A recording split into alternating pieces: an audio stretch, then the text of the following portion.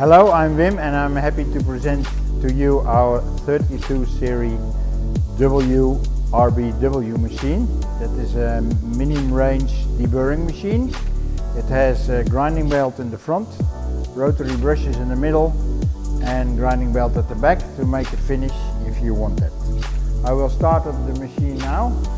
We first start the vacuum, transport, grinding belt, rotary brush and the Scotch-Brite brush at the back. I have already selected the speed, so we're going to put the product in. We have a grinding belt at the front. Product is coming now.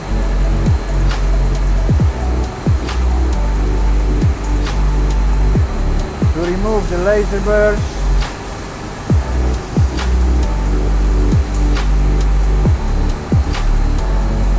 now the product is coming to the rotary brush.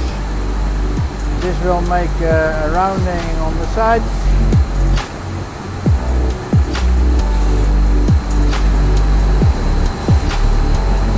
And the last head has a Scotch-Brite belt to make a nice finish.